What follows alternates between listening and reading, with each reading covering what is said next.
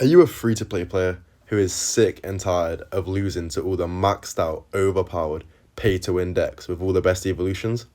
Because if you are, this is the video for you. Today I'm going to be showing the three best free-to-play decks that can counter the meta. Firstly, it's classic logbait. You've got a couple common cards, a couple rare cards, one epic and two legendaries, so it's nice and spread out and makes it easy to level them all up. And I'm going to get into a game to show you how good it is. I'm telling you, this deck, you can beat pretty much any matchup. I'm going to show you how it's done. And you don't need the evolutions. That just helps. But this deck was around before the evolutions and it's still around now. But obviously if you've got them, it helps. Okay, we're playing against Expo. Looks like classic Expo. This is another classic deck. But yeah, I'm going to show you how to win with a free-to-play deck like this. And make sure to stick around until the end, because all three decks I'm going to be showing are really good in the meta. They're all cheap and easy to level up with limited legendaries and evolutions. And they all have their own strengths and weaknesses.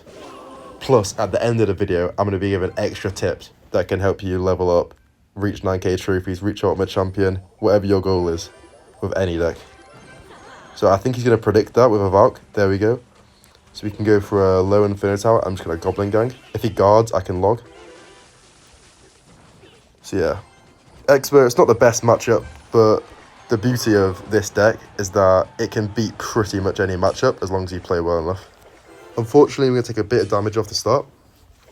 But in double Elixir, I'll make sure we come back and get the win. But yeah, when you're playing with this deck, you want to take control. You want to really figure out what they're playing. Because now I know he's playing guards. Got to figure out what spells he's got. And clues in the name, logbait. You've got a lot of logbait cards. You just want to keep on cycling, outcycle him, and get the win. I don't want him to predict me with a Valk this time, so I'm actually going to rocket onto his Expo, which is the safest play I can do. My princess is still on the board, and he's going to have to spend some Elixir taking that down. Okay, here, Goblin Gang in the middle of the pitch can fully counter the Valk, plus a couple Spear Goblins will get a little counter push going. I'm going to save my Evo Goblin Barrel, and you guys might not have this, it's fine. But in this instance where I do have it, I'm going to save it and get a nice push going like this. This way it's forcing him to spend more Elixir than he should. There we go, see that's good damage on both sides. He's probably just going to Valk onto my princess, and that's alright. Yeah, see I can cycle another princess in the back. You can tell I'm starting to get more of a feel for this game, and that's what this deck does perfectly. Got kinked out by accident. So yeah, this deck has a lot of defensive potential. It can beat all of the annoying decks that no one likes to play against, like Mega Knight, Golem, Royal Giant, with this Inferno Tower. That's why I've got it subbed in instead of something like a Tesla or a Bomb Tower. Oh no, my princess is going to die. But yeah, I've not really played logbait much in my life, but you can see it's pretty easy to pick up, pretty easy to play. Anyone can do it. You can princess the bridge to get a bit of chip damage whenever you want.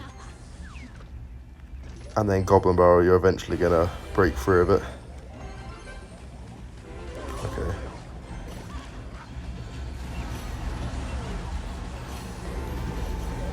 There we go, I'm going to get some good damage here. I've got two princesses down. I think he's going to Valk, so I'm going to Prediction Knight. There we go. I'm going to Goblin Gang the bridge as well to force out some pressure. He's got to respond to that. And then I can go with a Goblin Barrel. I'm all over him right now. My princesses are getting stacked up. I've actually got 3 of them. But yeah, there we go. You can see. I think he's going to take this left one out in a second. Nice. And look at that. I'm going to Prediction Knight again, just in case he wants to Valk. And there we go. Now I can pressure because I've wasted his log.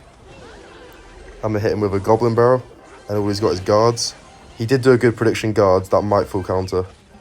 Yeah, I got to give him the well played there. But still, you can see how much pressure this deck has. I'm just going to rocket on that. Yeah, it's got really good counters to almost anything. There we go. Getting more damage on both lanes. And then the rocket is perfect for finishing off the game as well, as you can see. 30 seconds left, and boom. There we go. Rocket to win it. So that's our first deck. For our second deck, we've got Hog EQ with the Firecracker. It's a quick cycle deck. Mostly common and rare cards with just one legendary, so it's nice and easy to level up. And it's an all-time deck. It doesn't really go in and out of meta. You level this deck up and it's always going to be good. And the best thing is you can beat pretty much any matchup. So let's get into the second match. And I'll show you why. You don't need the evolutions either.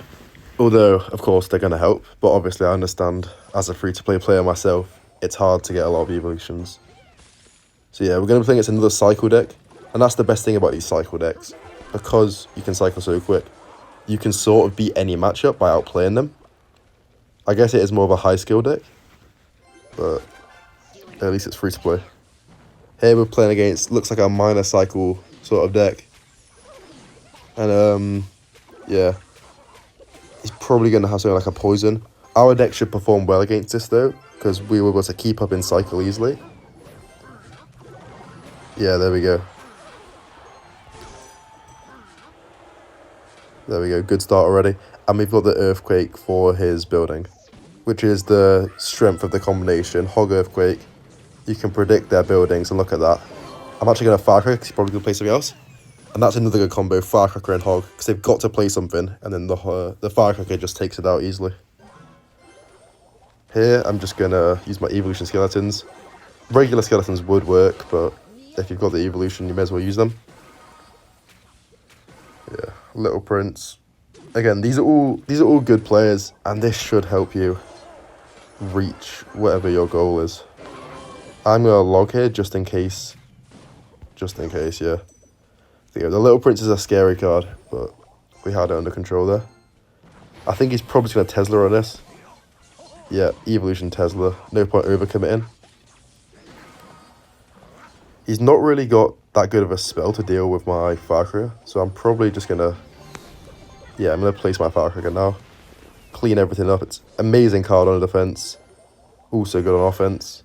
Only issue is he can get King Tower off it, but... You know what? It's not the biggest issue. And this guy's actually not done that anyway. So yeah, maybe this isn't the best player. I'm going to pressure right now because I think he's a little bit low on Elixir after all that. He's going to have to Tesla and I can get my Earthquake down. There we go.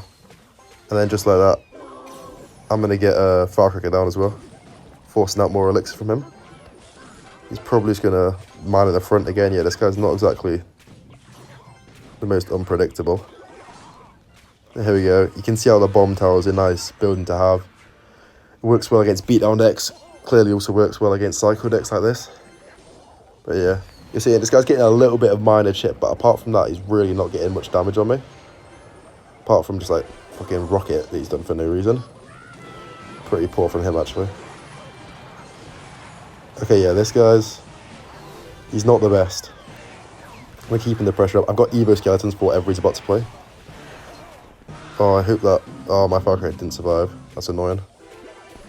Yeah, that was a bit of a mistake from me, especially if he goes for the ability, which he doesn't seem to have done. Damn. Okay, he's actually coming back quite well now. Fuck, the one time he didn't go in the front. Shit, he's actually starting to outplay me here.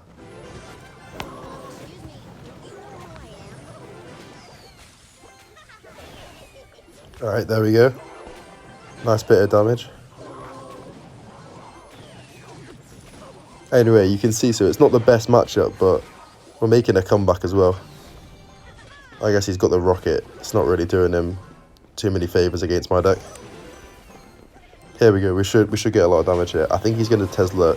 Yes, he's Teslaing in front of the tower. I'm not really sure why. Because it's allowing me to get extra hog damage. Yeah, there we go. I'm going to hit the bomb tower because I think he's going to rocket again. Yeah, there we go. That way it's not going to hit. Perfect. And here we can go in for, I think, the final push. Nice. Getting everything down. And either way, see how I'm struggling to get through? Well, I actually got through. Before our final deck, I'd like to give a quick honourable mention to this deck, Hoggy's EQ. It's very similar to the Hoggy deck I just played. Again, you know, a lot of common cards, couple rare cards. The only issue is there is the Arch Queen, which could make it slightly more difficult to level up. But yeah, again, all-time deck, can beat pretty much any matchup with its fast cycle. It's an aggressive playstyle, fun to play, and yeah, it's a top deck. You know, you always see top players using this. And here is the final deck, and I'd say it is the best by far. As you can see, almost all common cards, all super easy to play. They're quite common cards as well, so you might already have them leveled up. And this deck does not take any skill. You can really beat a lot of people so easily with this deck. And the Mighty Miner, you can switch out for something like a Valk or a Knight. I would say the Mighty Miner is better. But yeah, if you're struggling to get the cards. And also you can see, I've got no evolutions in this. Actually, I can sub into Firecracker. But you do not need evolutions to play well with this deck. This deck is just insane. The pressure you can put on, you'll be able to beat so many opponents, and it will help you reach a new best rank. And make sure to stay around, because after this, I'm going to give my final tips for ranking up. Yeah, so this deck, you just want to play really aggressive in single Elixir. You're allowed to take a bit of damage like this. See, I took a bit of damage, but he's going to have a lot to defend. And it's important to pressure both lanes.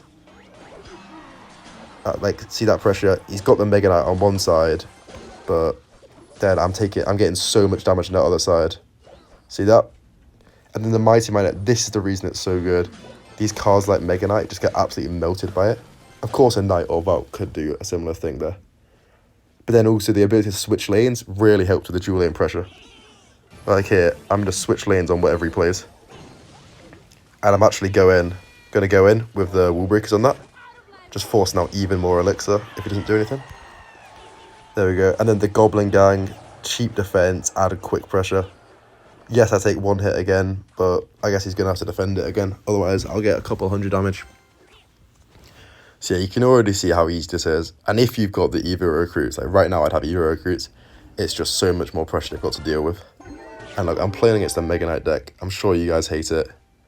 You'll see how easy I can clean it up.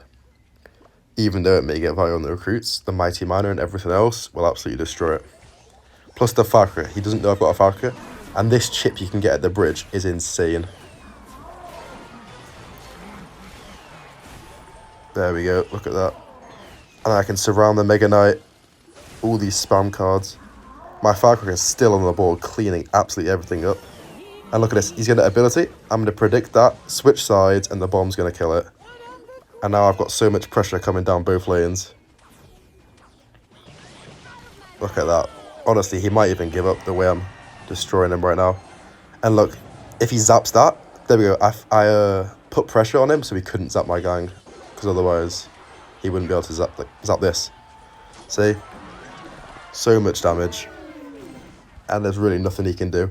You can see how much of a no-skill deck this is. And yeah, it's definitely the best one to reach places like Ultimate Champion, 9k trophies, and it's super easy to level up. And it's been meta for a long time, so I doubt it'll go out of meta. So yeah, for some final tips, I just want to let you know what you could sub in and out. For example, a lot of these cards, you could switch in guards, you could switch in skeletons, you could switch in the sneaky bush. There's a lot of cards you could switch out and still get a good deck. Same with these other decks, like on this, you could use Valk, you could use Mighty Miner. Here you could use Cannon, you could use Inferno, not really Inferno Tower, you could use Tesla, you could use E-Spirit. You could use a lot of different cards. And with logbait, there's also a lot. You can use Dark Goblin instead of Princess, different spirits. You can use guards here. You could use Valkyrie, Mighty Miner, or different building. There's so much potential to switch this around. And these are like staple decks. They're always going to be good. So leveling up a lot of these cards is not that risky. Because I know the worst thing is leveling up cards just for them to go out of meta in the future. So yeah, hope this has helped. This season is actually a really long one, 32 days. So you know what? You guys use these decks. You can get a new PB of them.